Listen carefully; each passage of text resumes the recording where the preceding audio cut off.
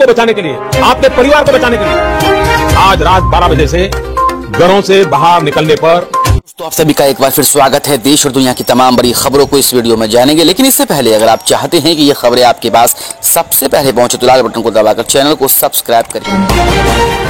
और दोस्तों, आज की पहली बड़ी खबर जो निकल के आ रही है कि नीति आयोग दूसरी लहर से हम अच्छी तरह लड़े, तीसरी लहर सितंबर अक्टूबर तक आएगी। जी हाँ, वीके शाश्वत ने कहा कि भारत के महामारी विशेषज्ञों ने बहुत स्पष्ट संकेत दिए कि कोविड-19 की तीसरी लहर अपरिहार्य है और इसके सितंबर अक्टूबर से शुरू होने की आशंका है। नीति आयोग के सदस्य वीके शाश्वत ने कहा कि भारत ने कोविड-19 और दूसरी लहर का सामना काफी अच्छी तरह से किया। इस संक्रमण के नए मामलों की संख्या में काफी कमी आई। इसके साथ उन्होंने इस बात पर जोर दिया कि तीसरी लहर से निपटने के लिए तैयारी पूरी होनी चाहिए, जिससे युवा आबादी के अधिक प्रभावित होने की आशंका है। शासन ने कहा कि भारत की महामारी विशेषज्ञों ने बहुत स्पष्ट संकेत दिए कोविड-19 की तीसरी लहर अपरिहार्य है, इसके सितंबर अक्टूबर से शुरू होने की आशंका है, इसलिए देश को अधिक से अधिक लोगों का टीकाकरण करना चाहिए। शाश्वत ने कहा कि मुझे लगता है कि हमने काफी हद तक अच्छा किया।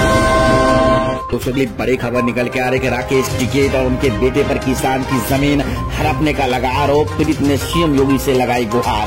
भारतीय किसान यूनियन और राष्ट्रीय प्रवक्ता राकेश टिकैत उनके बेटे चरण सिंह पर किसान की जमीन हड़पने का आरोप लगा। खबरों के मुताबिक टिकैत उनके बेटे मुजफ्फरनगर में किसान की लाखों की जमीन पर अवैध कब्जा करने, खेत में लगे फसल को बर्बाद करने का आरोप लगा। पीड़ित परिवार ने जिला प्रशासन के साथ साथ मुख्यमंत्री योगी आदित्यनाथ से न्याय की गुहार लगाई। राकेश टिकैत के खिलाफ सख्त कार्रवाई की मांग की। पूरा मामला मुजफ्फरनगर जिले के शाहपुर थाना क्षेत्र।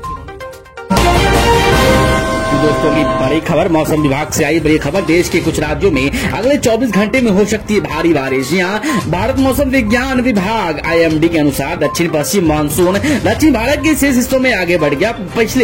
अगले 24 घंटे में कर्नाटक, केरल और तमिलनाडु में भारी से बहुत भारी बारिश का अनुमान जताया। IMD के अनुसार दक्षिण पश्चिम मानसून केरल के शेष हिस्सों के साथ ही तटीय कर्नाटक के अधिकांश हिस्सों, कर्नाटक के दक्षिण आंतरिक इलाकों, उत्तरी आंतरिक कर्नाटक में कुछ हिस्सों के साथ आंध्र और तमिलनाडु के कुछ इलाकों में आगे बढ़ा। दोस्तों, बड़ी खबर निकल के आ रही है। देश में कोरोना की तीसरी लहर की आशंका को लेकर बुद्धिजीवियों का विपक्षी दलों को खुला पत्र। कही ये बात, देश में कोरोना की तीसरी लहर की आशंका को देखते हुए देश के बुद्धिजीवियों ने चिंता व्यक्त की। 185 से अधिक लोगों ने देशों में विपक्षी दलों को पत्र लिखा, उनसे अपने प्रभाव का इस्तेमाल पर केंद्र राज्य सरकारों से इससे निपटने के लिए पहले से तैयारी करने का आग्रह किया।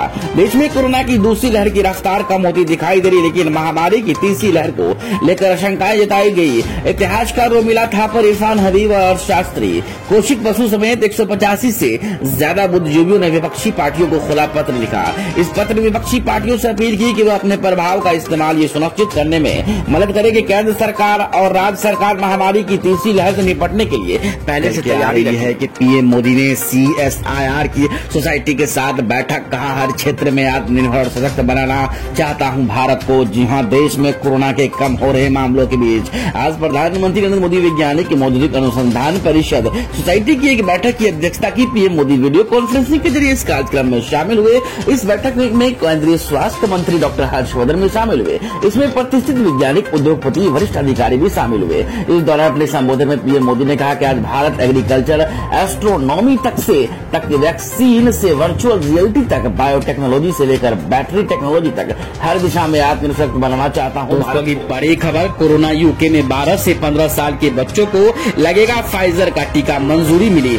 12 से 15 वर्ष की आयु के बच्चों को पहले से ही संयुक्त राज्य अमेरिका में फाइजर शॉट प्राप्त कर रहे हैं, जबकि फ्रांस और जर्मनी इस महीने उस आयु वर्ग को इसे देना शुरू करने की योजना बना रहे। यूनाइटेड किंगडम से फाइजर बायोएनटेक के कोविड टीके की खुराक 12 से 15 साल के बच्चों को देने की मंजूरी दे दी है। ब्रिटेन के दावा नियामक ने शुक्रवार को कहा उसे फाइजर और बायोएनटेक द्वारा विकसित कोविड-19 वैक्सीनेशन को अमेरिका और यूरोपीय संघ में समान मंजूरी के बाद 12 से 15 साल के बच्चों को इस्तेमाल मंजूरी दे दी है। बड़ी खबर निकल के सरसों तेल के बदले 11.40 लाख परिवारों के बैंक खातों में ट्रांसफर होंगे 250 रुपए। जानिए कैसे और किसको मिलेंगे। जी हाँ, सरसों तेल की महंगाई की चपेट में अब सरकार भी आ गई। हरियाणा सरकार ने सस्ते राशन डिपो पर तेल नहीं बेचने का फैसला लिया। इसके बदले में अब गरीब लोगों को पैसे देगी ताकि लोग मार्केट से तेल खरीदे। सरकार ने कहा कि जून 2021 में हैफेड की ओर से सरसों तेल उपलब्ध नहीं हो सका, इस वजह से इस महीने लाभार्थी को राशन डिपो के माध्यम से सरसों तेल का वितरण नहीं किया जा सका। हरियाणा यहाँ सरकार के लगा सरसों का बाजार में अधिक दाम मिल रहा है। इस कारण किसानों का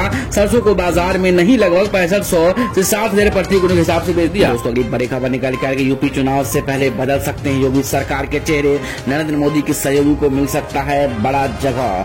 जी हाँ, यूपी में अगले साल चुनाव, ये कहना भी गलत न होगा। कोरोना ने सत्ताधारी होने के कारण भाजपा की छवि को ही सर्वाधिक नुकसान किया है। भाजपा चिंतित है। ये जमीनी हकीकत जानने के लिए एक के बाद दूसरा पर्यवेक्षक लखनऊ भेज रही है। दल संयुक्त में नंबर 2 की हैसियत रखने वाले हाउस बल आए थे। भाजपा के कहने तो भले ही कहता रहा कि यूपी में कोई बदलाव नहीं होगा, लेकिन ये सवाल तो उठता ही है।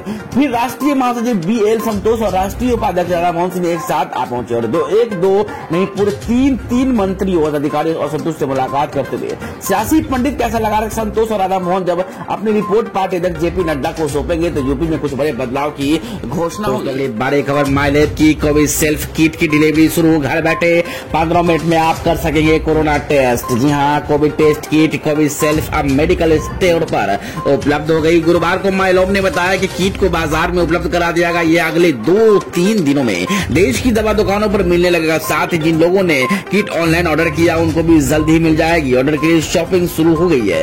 पुणे की माइलैब डिस्कवरी सॉल्यूशन लिमिटेड की इस किट के जरिए घर पे ही मात्र 15 मिनट में कोरोना की जांच हो सकेगी।